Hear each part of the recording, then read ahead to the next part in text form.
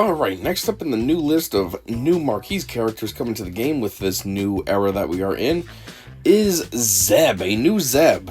This one is a New Republic pilot. I mean, as we know, Zeb is going to be in the Mandalorian movie, so kind of no surprise there that they're adding a new Zeb, but yeah, he is looking like he's going to be the next one. So anyways, he is a light side, tank, and New Republic. Doesn't have too many tags. Anyways, let's see. Zeb Orrelios' New Republic pilot's transition into a New Republic era fighter felt like a natural evolution of his story following Star Wars Rebels and appearances tied to the New Republic timeline. We wanted to represent how Zeb grows from a frontline bruiser into a disciplined enforcer working alongside organized forces like the New Republic. Zeb is designed as a control-focused tank and disruptor who anchors New Republic squads through precise targeting, debuff pressure, and evasion synergy. This version leans into his identity as a Lasat warrior, durable, disruptive, and capable of controlling the battlefield, while also tying him directly to New Republic squad mechanics. His basics: suppressive barrage. Deal physical damage to target enemy and inflict accuracy down for 1 turn. Accuracy, that's a stat that I never really care about. Anytime I get a mod that has accuracy, I'm just like, yep, selling this, do not care. Anyhow, if it's Zeb Orrelios, New Republic pilot's turn, and the target enemy already has accuracy down, blind them for a turn instead. Blind's a little bit better than accuracy. Unfortunately, it looks like accuracy reigns supreme, so... Anyhow, inspiration. The AB-75 bow rifle was a multi-purpose weapon that functioned as an electrostaff when in its extended state, and a standard blaster rifle when collapsed. Hey, that sounds like Ezra's original blaster slash lightsaber combo thing that he had. Unfortunately, we never get to see that in the game. You know, we never get that version of Ezra in the game, but, you know, that is how he kind of started out. I remember seeing that gun in stores. Never bought it, but I should have. That was cool. Alright, so Special 1, Devastating Sweep, has a cooldown of 3, pretty standard.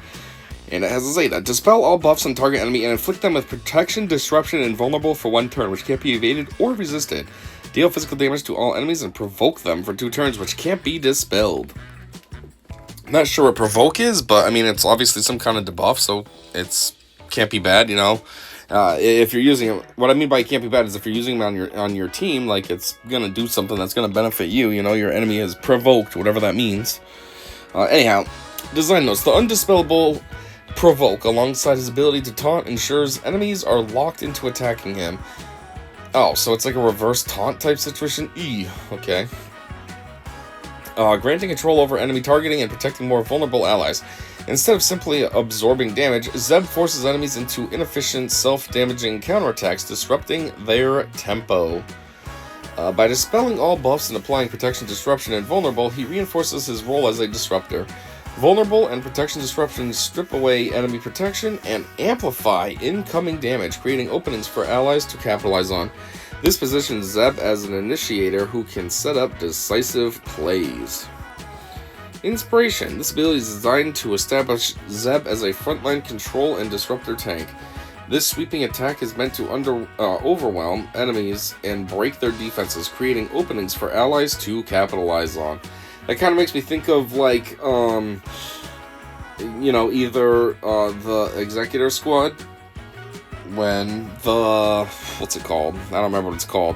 But that one ship finally gets death mark on somebody, and then boom, it's like Houndstooth, let's say. You're struggling to get that thing damaged, and then all of a sudden you finally get the death mark, and boom, it's just taken out.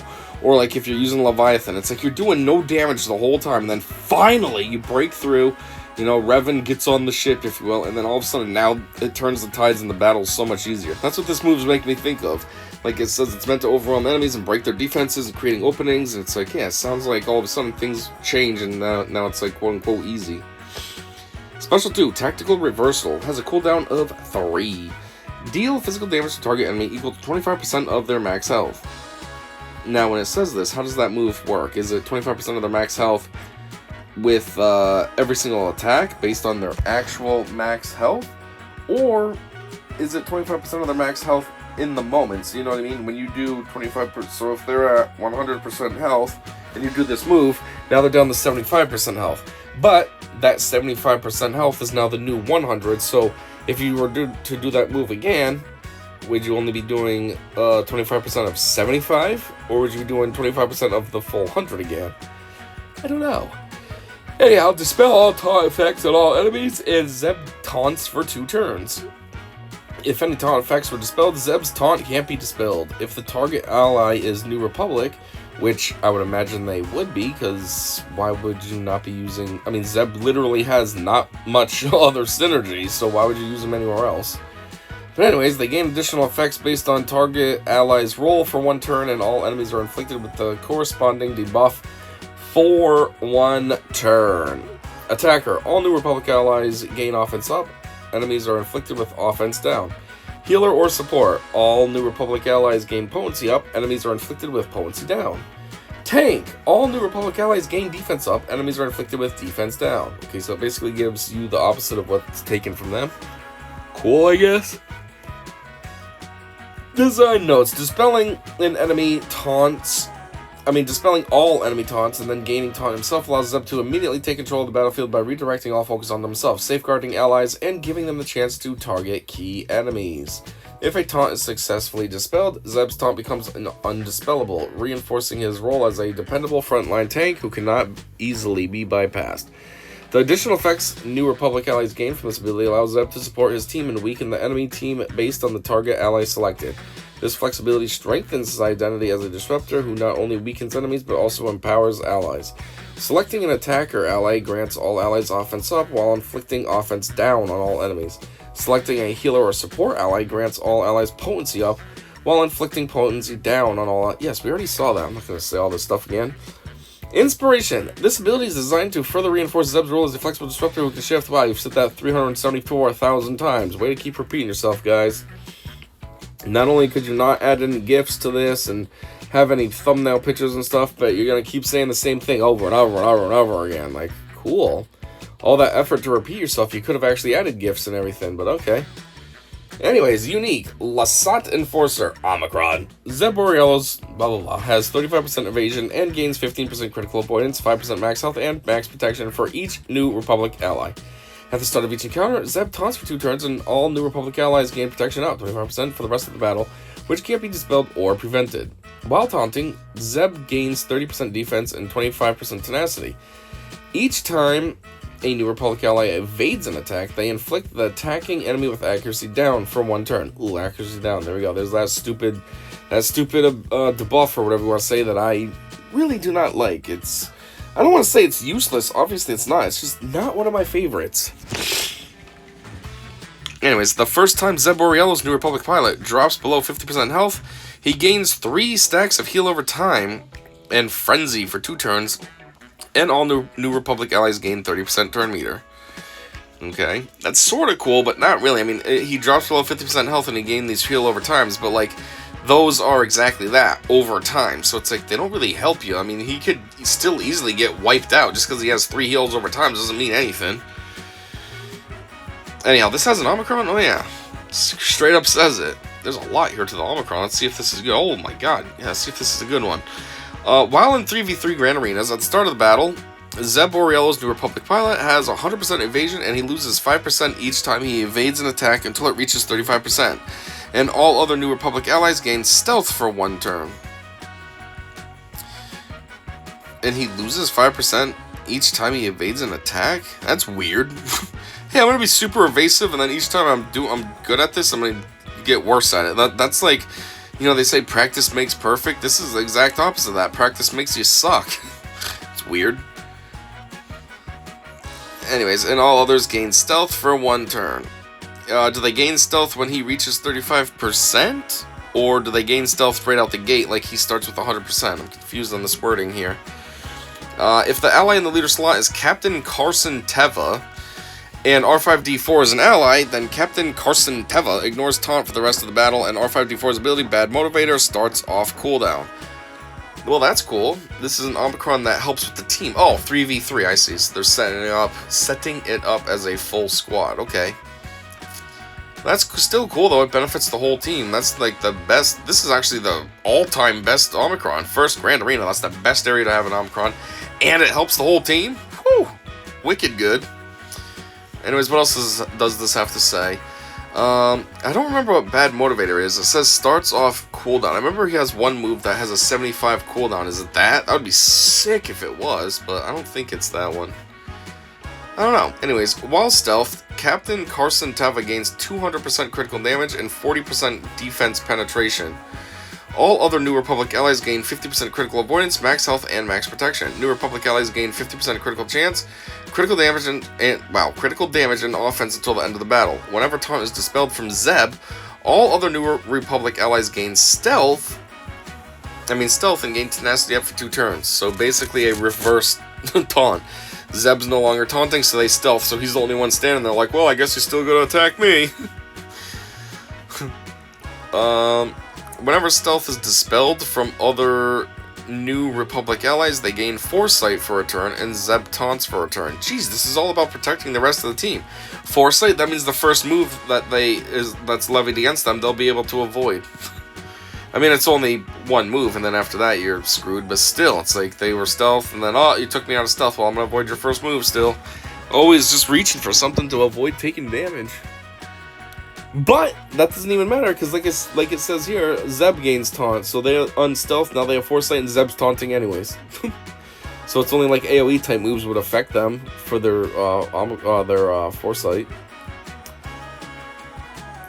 Anyways, when a New Republic ally attacks out of turn, they remove 15% turn meter from target enemy, excluding GLs. While Zeb Orrelios is not taunting, all other New Republic allies gain 30% defense and 25% tenacity. So, this Omicron so far has a lot of synergy with those other 2 specific characters, R5-D4 and Captain Carson.